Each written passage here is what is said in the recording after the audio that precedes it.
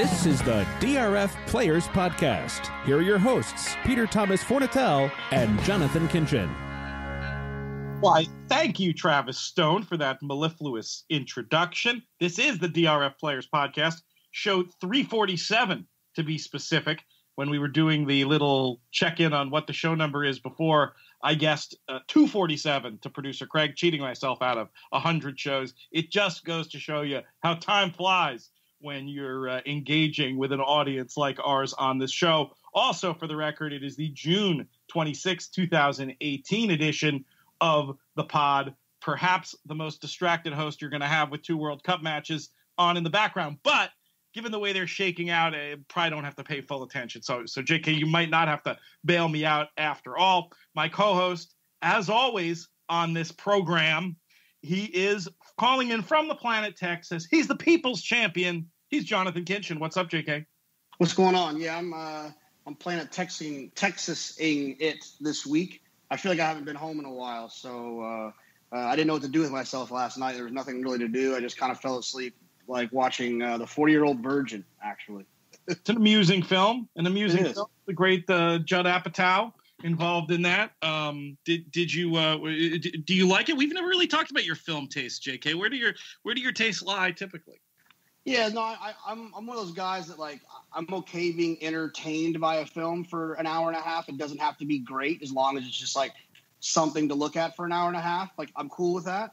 But then, like, there's also, you know, I like the cheeky things everyone else likes, the real, like, thought-provoking twists and turns and cinematic stuff. I like that too, but I have an appetite for both. I want to go see Jurassic World really bad, I can tell you that much.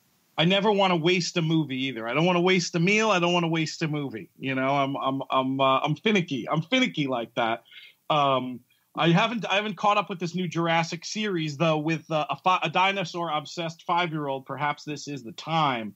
Speaking of young children, JK, I've got to ask. You can probably hear in my throat there is a little bit of something fighting off the latest. I think this is about the 17th sickness I've caught from my daughter. The first year of school is over, but the illnesses keep on giving. I've noticed you have a very strict protocol with your little one that I think I need to adopt, and it's probably good for the other moms and dads out there listening. How is it that during this year I got sick 17 times, you, comparably school-age child, seem to get sick 0? We do a couple of things at the Kinchin household. When he walks in the door from like a day of school or whatever, airplanes, I don't care what time it is, what's going on, we get in the shower, we change clothes, get all those funky germs off. And then I've just like taught him, like, I'm not a germaphobe. Like, I don't like get all weird, but at the same time, like, I don't touch elevator buttons with my hands. I just touch them with my elbows or whatever, just because, like, you know, I don't really, you know, obsess about it. I just don't mess around, you know. And we wash our hands a lot. I got to rewind. I got to rewind to something you said. So, like, you're saying after school, home, shower immediately, change your clothes, like every day? Yeah, just when you get. Then we don't take a shower at night, right? And we don't shower in the morning before school. It's just like, why wallow around in the house for 6 hours in your disgusting kid germs? We can just go ahead and rinse those things off, and we're back winning. So we do that, and then I carry one of those hand sanitizers around in my backpack with my laptop and iPad. You never know when you're going to need a handicap, and so I always have that with me. And so we'll just, you know, I just try to. I don't like getting sick, and I don't like it when he's sick. So it all makes sense to try to avoid those things from happening.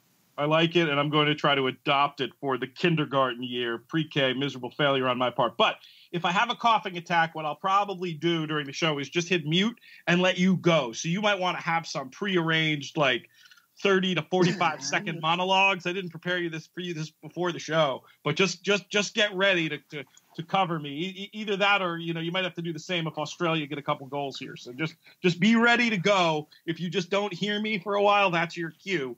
Lots of action in racing over the weekend, but I think what I want to talk about the most is just to sort of button up Royal Ascot. Had the pleasure of doing some videos with Marcus last week that I thought turned out really well. We gave out a few winners on those. Also had a chance on Out of the Gate to talk about some of the what I thought were going to be performances that might have Breeders' Cup implications. You can check out last week's Out of the Gate if you want to hear what I had to say about the first few days. But one of the things that Marcus and I were lamenting more off air than in those videos was on the first few days of Ascot, and really in this first part of the season in UK and Irish racing, that lack of like pure superstar stepping up, showing them what for type of performance.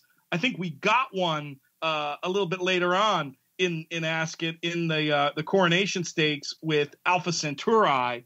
Did you see this devastating performance, JK? I got a text from you. I was like, I think I'm flipping back from soccer or something. I missed the actual running of the race, but I saw the replay, and the description that you texted me was accurate. How do you say that in a way that will allow you back on the DRF airwaves? I have it. We're going to go super high class. We're going to say what the Queen would have said about that performance. She was imperious in victory. How about that for a translation? That's pretty good. It doesn't have the same ring as what you texted me, but same idea. They finished well in her wake. It came out very strong on the clock. Now, granted, newish course there. It's not like an old track record. The track record was from Barney Roy last year, but still to beat it by over a second. But here's the thing that I think is the most interesting from a USA racing fan perspective about Alpha Centauri. It sure seems that she just can't act on soft ground. She seems like an absolute firm ground horse. So you know what that makes me think in terms of fall goals rather than the Queen Elizabeth at Ascot or whatever that's typically going to come up on soft. Maybe this is one they're going to think about straight away for the Breeders' Cup Mile. That would be pretty cool, in my opinion, and get to see what she can do. And fun to have a top 3-year-old, the filly potentially in contention again in that race. We've seen a few over the years. Yeah, especially with our defending champion, not so much going in the right direction. No, it does seem like World Approval probably not super likely to make that race. Looking at the betting for it now, gosh, World Approval still in the betting at 16. I'd lay that happily. Funny enough, the favorite right now, not Alpha Centauri, but Without Parole. That was the Gunther horse, of course, that was impressive. But in terms of visual impressions and in the St. James Palace, in terms of visual impressions and the clock, and also just sort of because of that firm ground angle to Alpha Centauri, I'd much prefer the 8-1 available there than the 7 on Without Parole. Though Without Parole does seem another one who, for various reasons, might be likely to make the trip. Could be pretty fun to see. Also there in the betting, it's all Europe all the time. U.S. Navy flag listed at 10. You don't want any piece of that. U.S. Navy flag just looks like one to me who needs to be cut back in distance. That just runs very inefficiently early, and it'll be interesting to see what they decide to do with that runner who showed a lot of talent and toughness last year, but has had kind of a rough go of it. Also seeing Expert Eye in the betting at 14, Gustav Klimt at 14, and our old pal Lancaster Bomber at 14. Early days in this. Analyze It is listed in the betting at 20-1, as is Catholic Boy, among other North American-based runners. It'll be fun to sort of follow some of the anti-post betting along the way for the Breeders' Cup as we go forward. Did you have any? Oh, actually, let's talk about one more specific thing. We're gonna take a little bit of a negative turn talking about Royal Ascot, and then we'll close on a positive note. I always like to close on those positives. Did you see the Diamond Jubilee and what happened at the start with Harry Angel? It's funny. Little side story leading into that. You told me, like, hey, I was asking you, what's the big race today? You said Diamond Jubilee. Somehow, I don't remember what it was, got sidetracked. But my mom's, like, started this thing where she likes to, like, if she knows I'm watching the NBA playoffs, then she starts trying to watch the NBA and, like, text me about what's going on. She knows I'm obviously into racing, so she tries, she watches racing and texts me about what's going on. Well, she texted me like, what happened to that horse with the crying face? And I was like, oh, no, please don't tell me a horse broke down at Ascot. Please don't. So I, like, flip over, and I'm like, what happened? And she's like, Harry Angel didn't get out of the gate. And I was like, the day my mom's texting me about horses not getting out of the gate. That was like my mom talking about that speed bias at or the dead rail at Breeders' Cup. It's our moms are becoming quite the wise guys here. whatever they can do to find a winner. If it's going to take my mom texting me to cash a ticket, then so be it. I'm going to tell a story I shouldn't tell online quickly, but it's just to make fun of my mom a little bit. She was talking about it's the backstory is hard to explain, but she was talking about a bank account, JK, and it was supposed to be in one person's name, and it ended up being in another person's name. And the term she used to describe this was, "Oh yeah, that account was just a front." I was like, "Mom, you're talking about bank accounts being a front. What's next? You're going to ask me to be your bag man? What's happening here?" But all right, back to Harry Angel. So yeah, Harry Angel. Obviously, this is the betting favorite.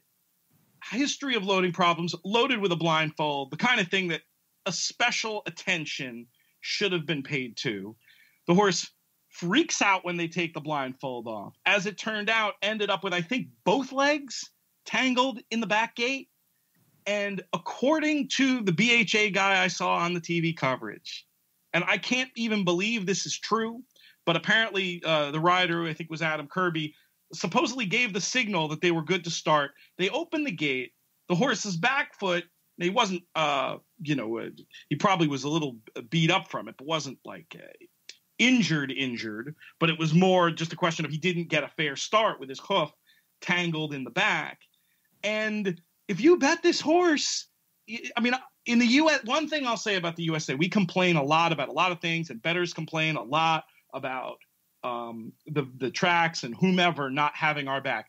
This horse, the equivalent incident in the USA, 10 out of 10, 100 out of 100, you get a refund. Over there, sorry, thanks for playing. We're going to keep your money. And I just thought that it was just like revolting to me. It really showed a weakness in the way that business is conducted over there, which I think in a lot of ways relates to economics and the fact that the betting dollar doesn't fuel the game there the way it fuels the game here. And this is sort of a consequence of that something so, and even like sharp people, I don't want to name names, but sharp people are just kind of like, oh yeah, that's just terrible luck if you bet that horse. Like, to me, no. You've got to make an allowance when you don't give a horse a chance at a fair start. That wasn't the horse's fault. And I just thought it was gross, man. And I wanted to, at least in my, I do a lot of cheerleading for European racing and deservedly so, I think, in a lot of ways, and Ascot in particular. But this was one that just left me feeling very, very cold and unhappy. Did you see it? Did you in after the fact? And am I overreacting here? No, I still hadn't seen it. Like I said, I wasn't involved parimutually, or I guess it wouldn't be parimutually, and I guess it'd also be. Well, it could be. There's the U.S. too. Yeah.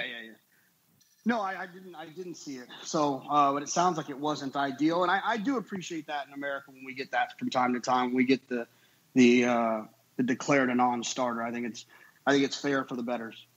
Yeah, it's really, to me, the only way to go, because it doesn't take a tinfoil hat conspiracy theory type to see how it could really go horribly wrong if you're not if you're not giving people their money back in those situations. I'm not saying that's what happened here. I think the starter was under pressure. They were running late already. There were some other factors, but I just think you got to take that extra moment when you've got especially when it's a high profile horse, high profile race, giant betting favorite.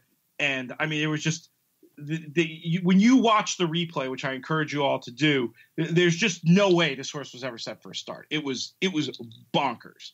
But anyway, enough of my minor negative point about what I, overall thought was a great meeting. I know you had some comments, JK, about the coverage that you wanted to share.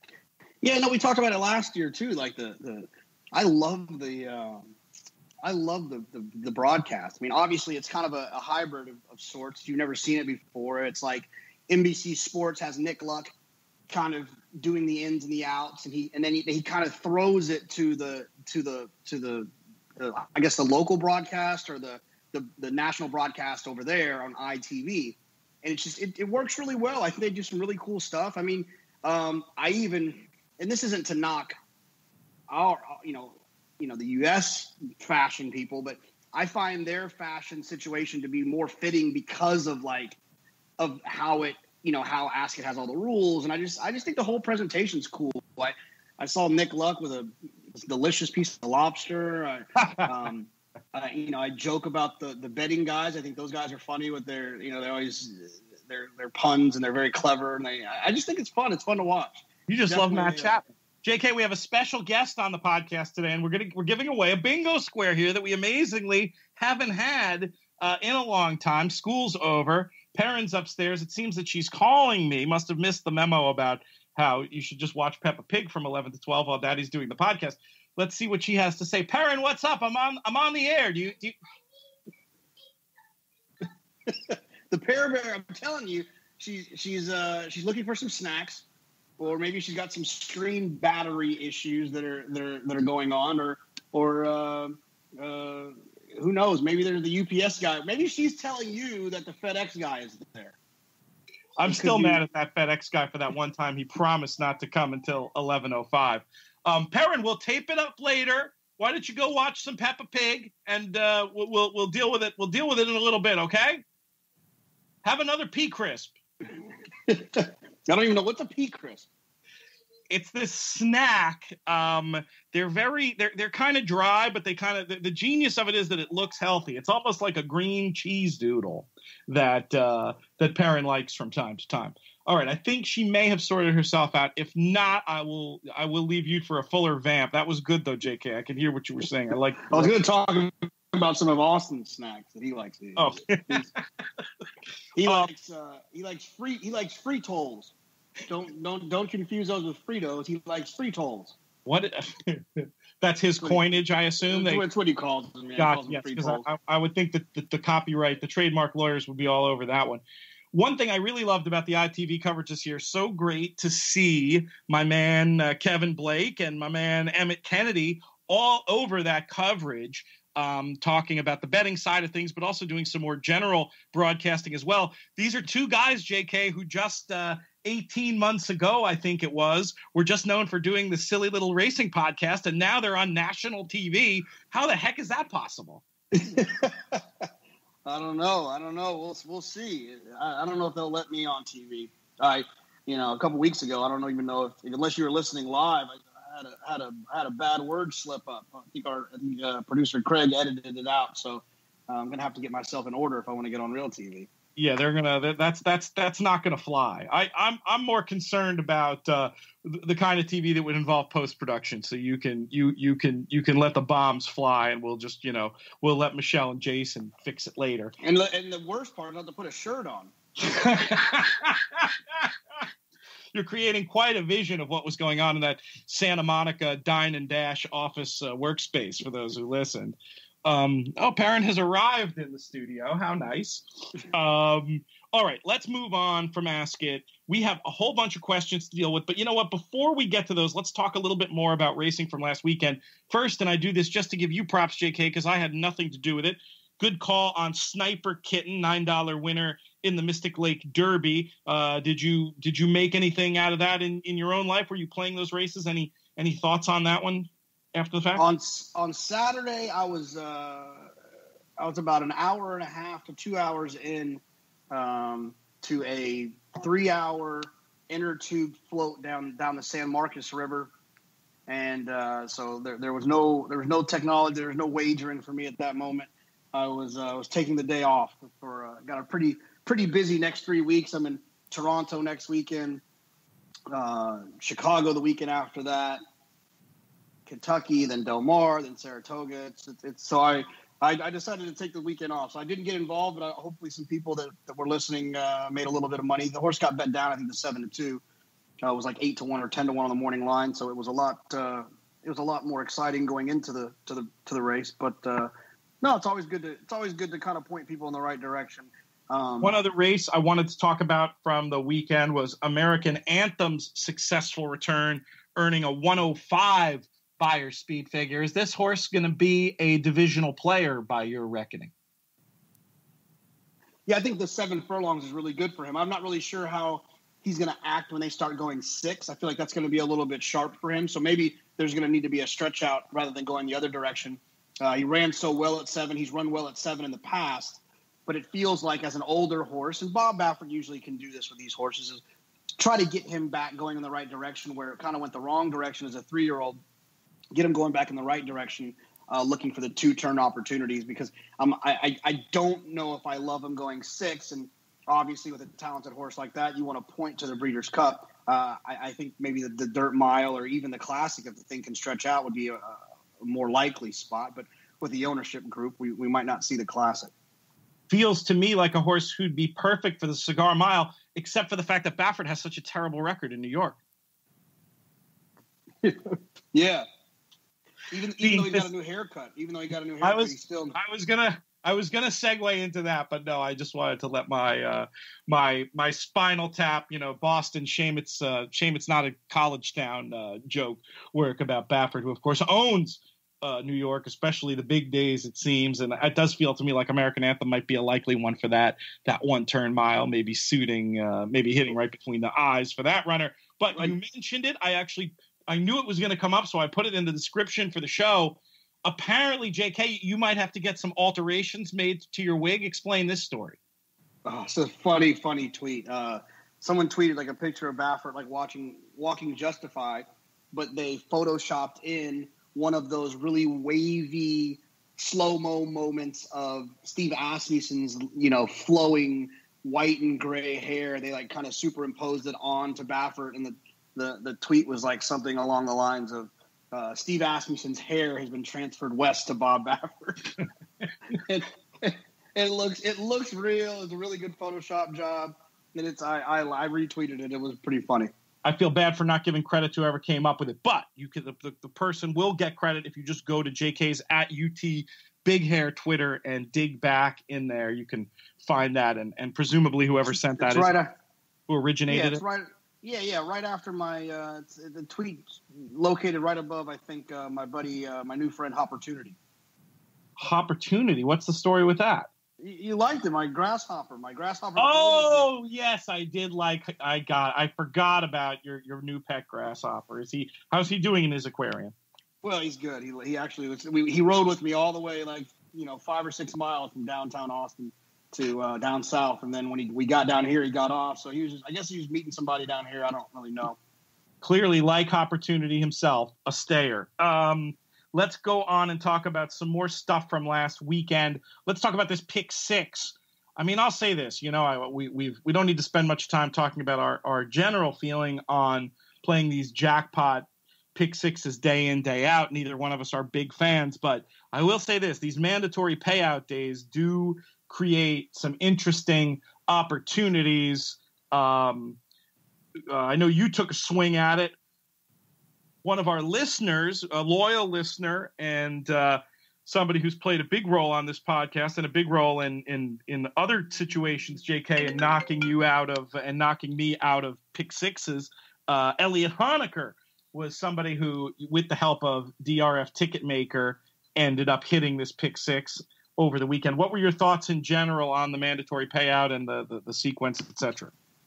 Yeah, no, I thought it was a cool sequence. I wasn't, I hate the kind of manufactured chaos in sequences. I don't prefer those. This had, a lot of 8-horse fields, 9-horse fields, 10-horse fields that horses didn't have shots and horses had shots. I prefer those sequences more. And I think those are more fun to navigate than the ones where there's 17 first-time starters and I'll stay away from the chemistry comment, but those are the ones that are agitated. You don't ever know what's going to happen. And then some 47 to 1 shot wins that could never win again if you ran the race 17 times. I thought it was cool. If we talk about Marshall Graham all the time, if you don't follow him on Twitter, you should. It's @Truxton Stables, TRUXTON Stables. He always tweets kind of the math behind these things, and his last tweet I thought was pretty cool. $5.2 million was bet into the Santa Anita pick 6 with an $821,000 carryover, 23.68% takeout. There's going to be 4.79 returned to the bettors. The effective takeout of that wager on Sunday was 7.8%. So the idea that that lower takeout doesn't drive more handle, to me, this is the math that proves that's not the case. when there's an opportunity, bettors will run to it. When there's an opportunity of a positive expectation, or at least a good value proposition where you can reduce that takeout, that bettors are hungry for those opportunities. And so this is just another example of that being the case. It is interesting how the seeding of the pool seems to be more effective than the takeout reduction itself, which is weird and must have to do with bettors' psychology. This is something that Eric Bialik was tweeting about recently, and I'm sure Marshall weighed in as well. And I don't know the legality of how easy it is to create more opportunities like this, but it's certainly an interesting idea to try to find ways to seed pools as effective takeout reductions that will really attract an audience. The example I think Eric pointed out was, Canterbury lowered when Canterbury did the takeout lowering experiment. It didn't appreciably, it raised handle, but not to the degree that one would have hoped. I have other thoughts as to why that may be the case. But then there was a recent carryover there, and all of a sudden people come flocking to it. It's not fully logical to me. All a carryover really is to me it should be indistinguishable between a takeout reduction and a carryover added. But it definitely seems to bettors from a marketing point of view, the scenario where it's a carryover, where there's money seeding a pool, is far sexier and brings the boys to the yard, as it were. JK. Well, I don't know the answer to this. I'm going to say it out loud and see if you can help me figure it out. Is the seeding the difference? The seeding more attractive because the seeded dollars are not accompanied by combinations that could win, versus the takeout reduction, because those dollars that are in that pool are all represented by a combination that can win. Does that make sense? I see what you're saying, but I don't think it's actually right, because to me it's all about how much money is coming. The way I think of it is how much money is coming out of every dollar that's bet. So, yes, what you're saying is true. That money is dead and it's in the pool. But in theory, if you're just taking out less of every dollar I bet, it has the same net effect. Maybe I'm not understanding. Maybe I'm missing. No, I think you're right. Hopefully, I know Marshall listens often. Hopefully he listens and he can answer it. I always defer to him. Paul Matisse, I'd love to hear what he has to say about this. Paul Matisse, and Eric are my go-to for questions involving math. Another guy who's great about this kind of stuff, who I'm sure has never listened to a podcast in his life, but I would just call and ask, is Maury Wolf. Who I'd be curious to hear what he had to say. Nobody better about economics and horse racing than Maury. Tony Joe deserves a shout out too for his prowess in that arena, and he won a contest at Santa Anita last week. Well, I'm glad you brought that up, because that's another thing I wanted to talk about. How about our friends at Santa Anita just continuing to innovate? 3 live bankroll contests over the weekend, and 3 pretty cool winners. How closely were you paying attention? Were you twitching at all that you weren't out there able to participate in this? It seemed like the kind of thing that would normally have you written all over it. I strategically tried to plan a trip back out to Santa Monica. I was sending lots of pictures back from Santa Monica. This is beautiful. The restaurants are great. They got scooters. I was trying to plan a trip back out there so that I could mosey on down. It's like a 45-minute Uber over to Santa Anita to get involved in some of those contests this weekend. I definitely was twitching a bit, but happy to see Tony Joe obviously did well. I think our friend Duke Matisse got his second NHC seat. Dave Weaver, who, if you've never got to hang out with Dave Weaver from TVG, I've hung out with him a few times and bet harness racing after the Eclipse Awards in suit and tie. That was a highlight of my life for sure. So all those guys did really well in the contest. If I missed someone, I didn't look at all the leaderboards, but I did see those guys' names pop up. Yeah, you didn't get it all. Friday's $700 one was won by Timothy Yoler. It's a name I've seen on a lot of leaderboards. And then you missed the big winner on Saturday, Jim Bennis, who really has, since switching his tack to Southern California, turned the circuit into his personal playground. He wins the Ultimate Betting Challenge from there. and now he goes and wins this. He's had in between, he won that Hawthorne TV tournament. Bennis is having himself a huge year. And then the big thing for Tony, the money I'm sure was nice that he got back. I think it was something over $20,000 when you include the value of the Pegasus seat. But I'm pretty sure, JK, that's his first outright win in a live bank contest. I think he's been a bridesmaid many, many times, including Santa Anita World Horse Players Tour Preakness. But it's got to feel good for him to finish on top. Do you think that's no? Wait, what are you laughing at? I thought you were about to ask me if I thought it was if I thought he had a little hang in him, and I was going to say no, PTF. People used to say the same thing about me. JK quoting from the script from the World Horse Players Tour, abandoned, placeholder World Horse Players Tour script. I like it. The jokes don't get any more inside than that, which I approve of. But can he use this as a springboard, you think, to do what he really wants to do, which is go on and win a major? Oh, absolutely. I mean, Tony is a talented player. When you play in a lot of contests and you see the same names over and over and over again, those guys, they all have a big one with their name on it. It's just going to take the right opportunity. It's hard, There's a lot of guys that are really talented in this game, and they all show up to these events. So it's not easy to finish on top or even finish in the top three. It's a fantastic amount of luck as to who ends up winning. I mean, Tony was, remember the one, I wish I could give credit to the player who it was. It's a guy who I always confuse with another guy, and I don't want to say it and get it wrong. But he got beat by $100 straight trifecta in one of these contests. It's obvious. I think it was Bob Bone. Oh, was it Bob Bone? I thought it was a different guy, but it could have been. Well, he told me a story about why he retired, where he had like a $40,000 lead or something, and somebody had a $100 straight try on him. Yeah, it's happened before, but it happened. No, that happened to Tony in really?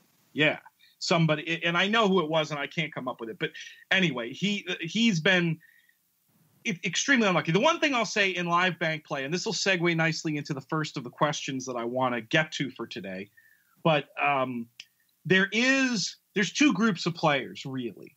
There's the players who are willing to risk it all and the players who aren't, right? So you could be a really good player with really good opinions and really good betting strategy. If you're having a lot of close calls, but it's because you're not willing to risk it all, you're not willing to treat it like monopoly money. And there's no judgments when I make this statement. It's for some people, they can afford to, their positions in life or whatever, or they can afford to treat it like monopoly money and get the full expected value of shooting for the top. And there's some people who can't. But if you're not in that group where you can treat it like monopoly money and you've had a lot of close calls, that's probably not a coincidence. You know what I mean? But for somebody like a Tony, who very clearly is willing to shoot it all, for him to have not done even more than he's already done, and he's done plenty, like you say, I really would be much more inclined to judge in these type of contests based on a top three finish than just if you were making ratings of live bankroll players, you wouldn't. You might give wins a little bit of extra credit, but not much. Do you agree with that? Yeah, I mean, I think bankroll management and then also a strike rate. I mean, in these live bankroll events, there's bankroll management that's involved in it, but then it's also there's minimums, so you have to be scoring to not let your bankroll dwindle away. Like, you have to be hitting, and so I think those are all, being in contention, I think is definitely one of those things that could help. I don't know how the PGA does it, but I think just like a top 10 finish in a live bankroll event top 10 might not be enough, unfortunately, because there are plenty of tournaments where it's really hard to figure out how to judge it properly, because sometimes, think about the World Horse Players Tour, right? Top 10, you really didn't get anything significant if you weren't top 6, so I think you have to look a little higher on the leaderboard, but it's in most contests, not most. There are plenty of contests like Keeneland where the difference between first and second isn't so much that the better player is going to necessarily shoot for first. It's very hard to judge. I don't know what the right way to do it would be, but whatever system you use for rating the top live bank players, Tony's name would be near the top, I guess would be 5. And the other thing is, and this is, please do not misunderstand this as being a knock. I think the other thing that can kind of confuse the end game in a lot of these live contests is the NHC seats, because it's not, there's, you can't, a lot of guys just like you talked about, the piece you wrote about Paul, like where he just wanted to get that out of the way. You never know when people are going to fire and sit, and when they're going to be happy just to take that, or when they're going to fire to try to take the prize money at the end. I think it kind of cloudies, and not in a bad way, but it cloudies the end game in a lot of these contests, because you don't know. Yeah, you don't. Yeah, I don't think. Huh? Cloudies? You're inventing words now? Yeah, cloudies. Clouds. Yeah, my bad. Cloudies. No, I think I should write. I'm gonna submit that to Urban Dictionary right now, Laura. Be careful. And I've looked up some things on there. They make your head spin. You start to have bad dreams. Yeah, you know what I mean. Clouds. It kind of clouds the end game, because you don't ever know what someone's what their goal and desire is, which I think is great. I think it makes it a more fun game to play. Well, it gets back to what happened to you at Belmont. Everybody in the world assumed that was going to go to be a minimum of 75,000. Your goal is to win. You got to shoot for that. You feel silly when the winner is 38,000, but that was took a very unlikely, in my mind anyway, unlikely combination of events to get it there. And that was the point of the article I wrote about you and Paul, was it's very hard to evaluate live bank play outside the context of understanding exactly what a player's goals are. But let's segue to this question we got about live bankroll play.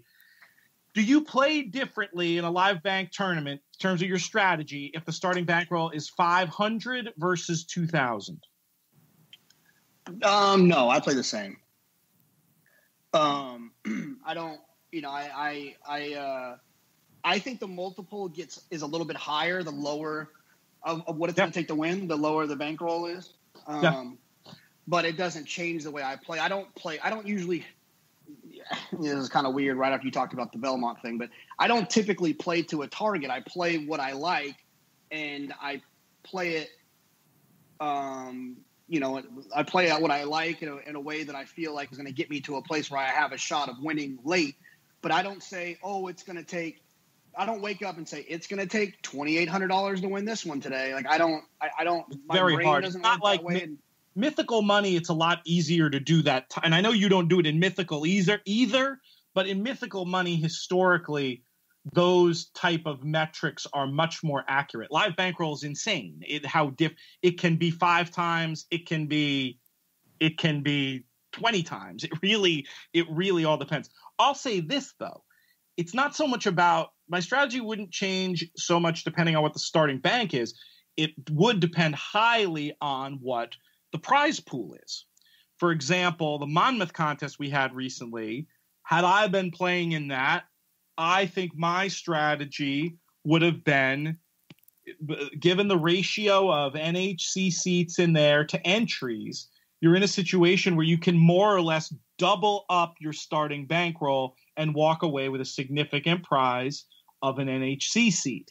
So if I were playing in that one, I would be way more conservative, knowing I only have to go, whatever it is, twice the bankroll to get something that I want, as opposed to World Horse Players Tour, where, and obviously it's different because of the final table and the 2-day thing. I mean, I guess for the example for World Horse Player Tour is, I think I would have said in my mind, okay, I've got to get my 5,000 to 15,000 to have a chance to play at the final table. If you think you've got to get 3 times your bankroll versus 2 times your bankroll, you're going to have to be more aggressive. You're going to have to take more chances. But I'd look at it less about what your bankroll is and more about what is going to get you where you need to be in the prize pool. Now, I know that's not really the way that you look at the world, JK, but I imagine you have some sympathy for the point of view. No, absolutely, for sure. But here's the other thing about that. Here is one question, or one thing I can't answer about the question, is it is tricky, depending on the racetrack you're playing at, to play in a larger bankroll contest, because your wager will affect the pool if you make a large one. That is something that I have to take into consideration quite a bit. It's one of the great things about the Kentucky Derby betting challenge, the Breeders' Cup betting challenge. Some of the other bigger events where your money is not going to affect the pools. You can usually get away with really big wagers at the Grade 1 Gamble just because Keeneland handles so much and there's so many big players there that day. But that's definitely an obstacle. I mean, at the Monmouth contest, this is no offense to Monmouth and Brian Skirka, but there was a couple of wagers I wanted to make at Monmouth, and my wager was going to be 25 to 30% of the pool, so I couldn't do it. Yeah, now you're in not a unique position, but you're talking about attacking smaller pools like a double, and you're talking about, making big all-in pushes. Something. Yeah, like on an exact or something like that. Or you can't, but you can't do that. You can do it in the win pools. Most of those places can handle that. But just it is something something to pay attention to, though. It's definitely something to pay attention to that does change.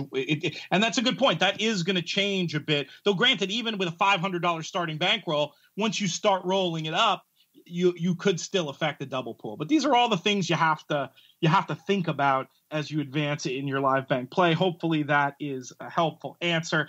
Here's one I've been sitting on for a while. We have 3 questions, JK, pertaining to tellers. So another chance to get some World Horse Players Tour plugs in here, I'll wager too, given we have a very famous teller who's part of our crew. But we're going to start off with a very practical one. I think I know the answer to this, but I'll pose it to you, and if you can just punt it back to me if you don't have an answer. How best to call tickets, like pick 4 tickets or pick 6 tickets specifically, I imagine, are being meant here, pick 5 here, to maximize the new IRS regulations. And if you don't know the answer, at least explain the question better so I can come back and answer it. Yeah, well, I used to do 50 cents. And can you can I get a 50 cent pick 5, 1 with 2 with 4 with and can you repeat that 10 times? That's the way you used to have to do it because you wanted the 50 cent ones. Now I just call them. I walk to the window and I say, hey, if I'm using Ticketmaker, I say I'm going to play 15 pick 5s with you if you're cool. I look to make sure no one's behind me, because I don't like it when they start huffing and puffing. So I just tell them hey man, I'm about to bet 15 tickets just so you know, so that they want to go get in another line, they can. And then I just I tell the teller, all right, the first one, can I have a $5 pick 5? And then I call it. I let him know I'm betting 14 or 15, or her know I'm betting 14 or 15, so they know. And then I'll call the $5 one, and then I'll say, okay, then I'll go to my A's with 1B line, and I'll call those for $2. And then I'll go to my A's with 2 B's, and I'll call those for 50 cents. And then I'll call my A's with C's for 50 cents. If you don't know what I'm talking about, you need to go to drfticketmaker.com. And I'm sure there's some old webinars about Ticketmaker and the power of Ticketmaker, but it's just an efficient way, a much more efficient way to make your multi-race wagers. There's also some exacta tools on there that you could check out. But that's how I would go about it. And I think that's the question that was being asked. It is. It actually, everything you gave was great information. It's not the question. I think the question was getting at, in the new days, by calling all of those individual lower cost tickets, are you setting yourself up to maybe have to pay IRS? Whereas the old caveman ticket under the new rules, would that be better? Because now it's based on the total cost of the bet, as opposed to the increment. Back in the day, while you were making all those 50-cent combinations, is you wanted to keep them as low as possible. This question is asking, now do you want to keep the ticket as high as possible? And the answer, I'm pretty sure, and you should check, do not trust me on this, talk to somebody in mutuals at the racetrack where you're playing. But I believe, JK, when you make, and maybe you know the answer, when you make your 12 pick 5 tickets, it's registering them all as one bet. So if you yes or no? No. On an ADW they do. At an ADW, from what I understand, double check, but from what I understand, as an ADW, they do count all of the bets you make into one pool as one. Yeah, I know that's true on an ADW, but I thought tracks they do not. Tracks really have to be doing it. They got to be doing it that way if they know what's good for them. If you follow my drift. Yeah, I think that it's probably something that tote systems are going to do. But this being the first year of it the way that it is, I think they just wanted to kind of make sure that they got all the other things sorted out. It's one of those problems where, to me, if it's a problem, it's not a problem, right? Like I wouldn't worry about the what if this happens moment rather than the bet it efficiently. I think it's more valuable to bet it more efficiently than it is to bet it as a caveman in case you hit that one crazy one that you don't have to have any withholding on it. I agree with that, but I will say this. If I went to my racetrack and was informed that my 15 tickets, I wasn't going to be able to have them sort of count as one, I'm a support the room guy, but I'd be betting on my ADW quicker than you could say Jack Robinson, because you can't. There's no reason to give up that that ability. The other thing is, and I don't know, talk to a CPA, but it seems as if, yes, you might get withheld because the racetrack has to do that, but it feels like you would be able to get it all back. That gets from the into IRS. All kinds of complicated things about what state you live in and this and that. I mean, far better to not have to deal with that hassle. No, of course, but it's extremely unlikely too, right? I mean, you have to have like a crazy score for that to happen. No, I mean, the pick 5 or a pick 6, though, it's probably more than the pick 4. It could happen, but I would say be careful. I think you're exactly right. If you don't have if you're a Texas resident with no ADW option, much better off to risk the withholding and bet efficiently than to just go caveman. But if you have an opportunity to do the best of all possible worlds, use Naira as an example. Naira is going to be just as happy if you bet on Naira Bets as at the window at Saratoga. Naira Bets, I'm positive, that way you should double check, but I'm 98% sure it would count all those pick 5 tickets as one bet. Maybe you just bet that there rather than with Jimmy the Teller up at the post bar at Saratoga. If you like 250 to 1 shots on a day, I mean, obviously I would be concerned about it. But if you're looking at a ticket where you like a 4 to 5 shot single, then you're worried about. I wouldn't worry about that. It's just go on with it. All right. I think that's a little too cavalier. The second part of the question, though, is, and you already got to a great one about etiquette tips with tellers, informing the ticket when you have a complicated bet, informing the people behind you in line. What else do you have for us, JK, when it comes to etiquette with tellers? What else? Oh, we always talk about this. I just kind of do the rounding when it comes to the tip. If you won $687 and you're having a good day, then I usually would say $650 is fine. It might seem like a large tip, but I'm a big believer in vibes at the racetrack. It's also why I don't want someone saying, oh, the only horse we don't have is the 3 and the 7. Don't say that. It's like saying 7 at a craps table. Don't you get away from me with that jazz. And so it's the same way. I just, I like to tip. Also, if I have a single, if I bet a pick 5 sequence and I have a single, I'll often buy the teller a $5 win on the single, so that they're rooting along with you. I love that. Yeah, and then I really do that. It's one of the things I like to do, because we all know what it's like to have someone in front of us that's oblivious to the world around them. If I'm going to be a while, I look back and I let the people know, like, hey man, I just want you guys to know I'm going to be a couple minutes, because I don't want someone to get shut out thinking that I'm about to punch my last ticket. They get shut out. They could have went and gotten another line and got their bet in. The third part of this question, I probably should have prepped you for this, because I bet you could come up with one if I gave you some thought, but we'll see what you can do on the spot. Funny teller stories, JK. If nothing else, it's a chance to talk about who Jimmy the Teller is and how we met him and how we're going to make him famous now. Yeah, well, Jimmy the Teller is our friend who works at the right under, there's like a kind of a tucked back in little window with about 4 tellers in between Shake Shack and the taco spot, directly across from the post bar at Saratoga. And so we always hang out there, and I usually try to go to the same teller. Even if the other tellers are nice, I just usually like to go to one, and I like to be like, that's my teller. I cash with them. There can be no line with the other 2. I can wait behind 3 guys to go to my teller. It's a weird thing I do. I like to go to the same guy. Well, Jimmy just happened to be the guy I went to. So the last 3 years I've been going to Saratoga. I go to Jimmy every time.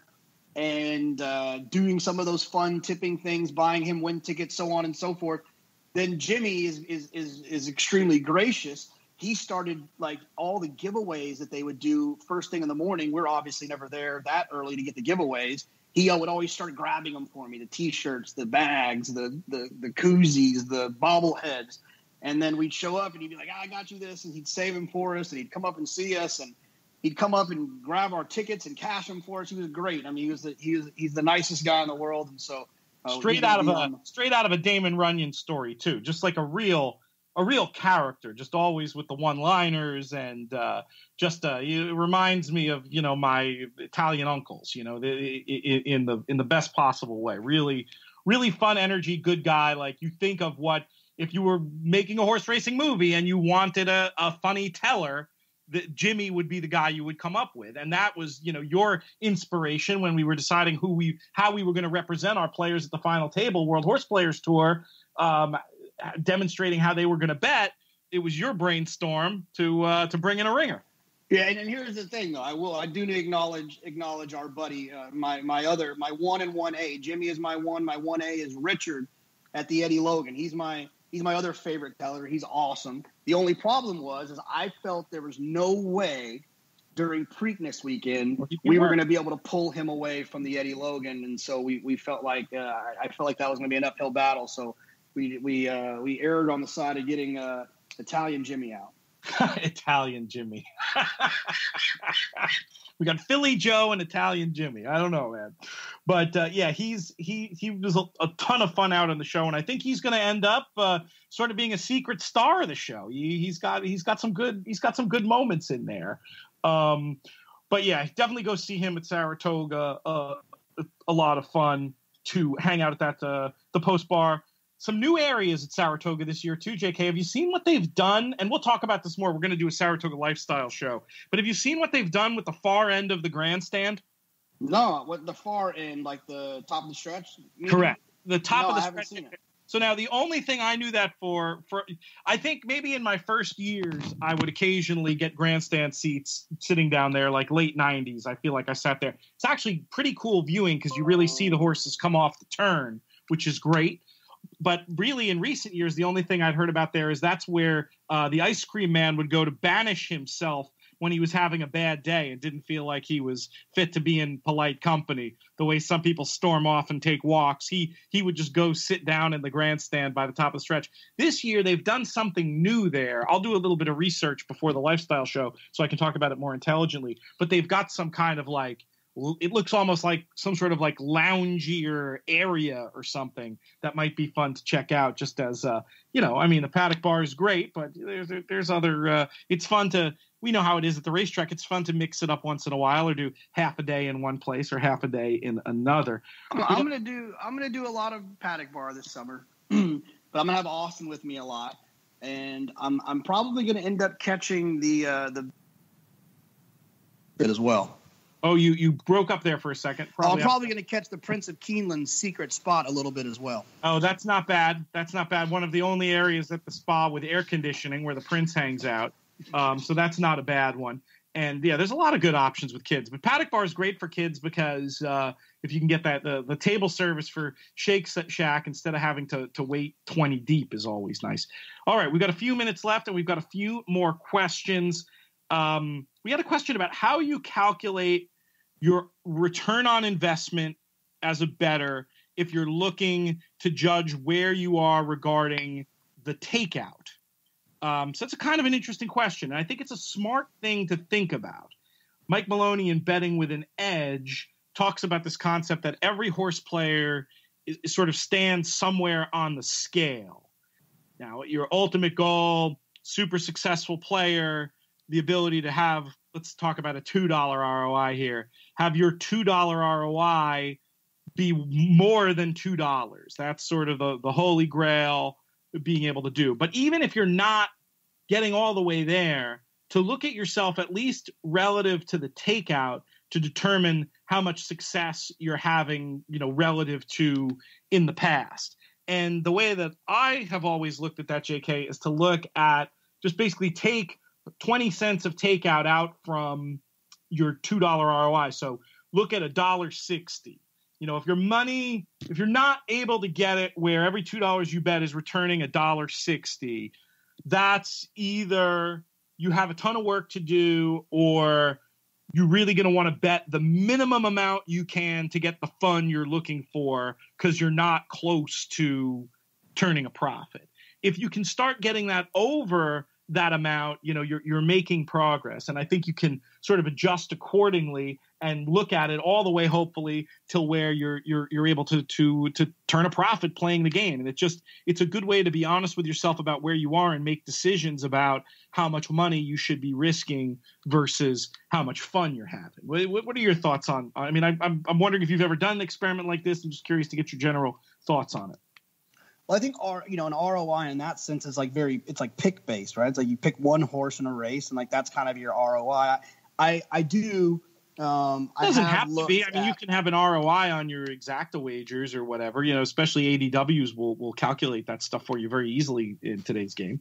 Yeah, no, of course. I mean, I definitely look and want to know where I excel, where I'm spending money I probably shouldn't be spending. There's always a wager that you're doing a lot of that you don't realize you're not good at. It's happened to me in the past. I think one of the ones that was like killing me was like the pick 4 was just killing me. I was doing awful in the pick 4. And then the pick 6 was like, weirdly enough, was like saving me. Like that was the one. I wouldn't recommend that for everyone. It just happened to be the way that it was working for me. So there's definitely information to be had.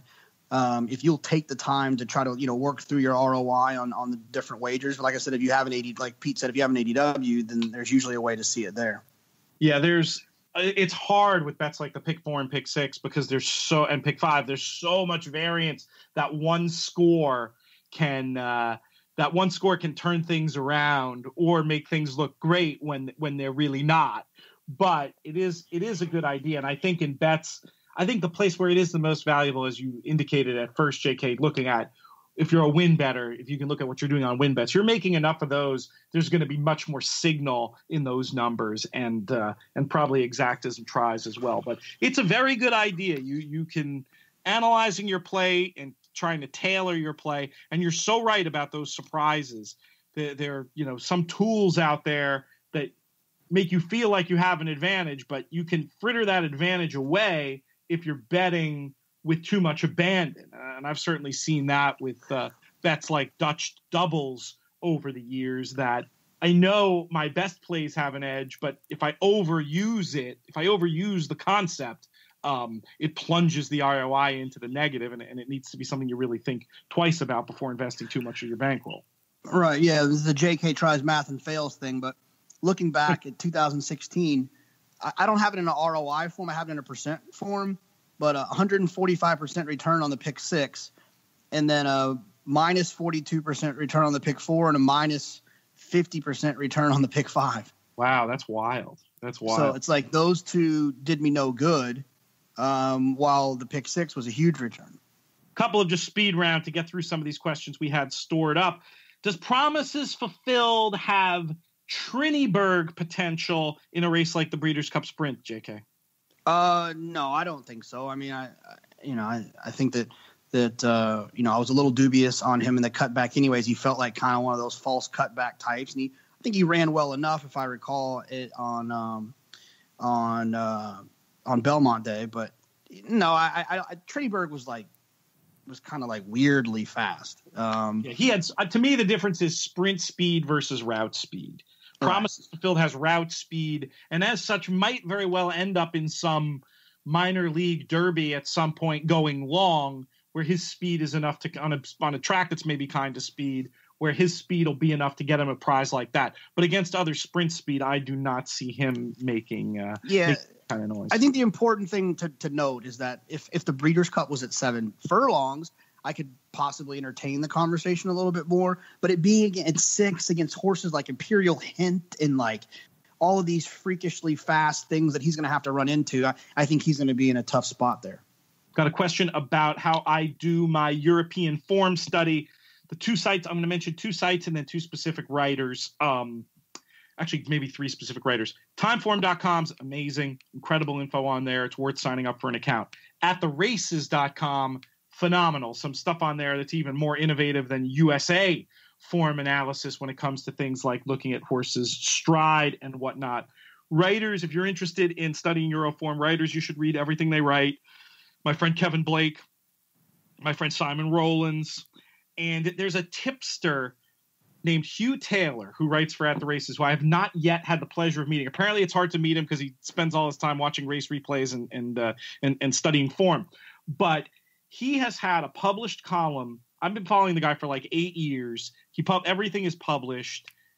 Massive positive ROI every year.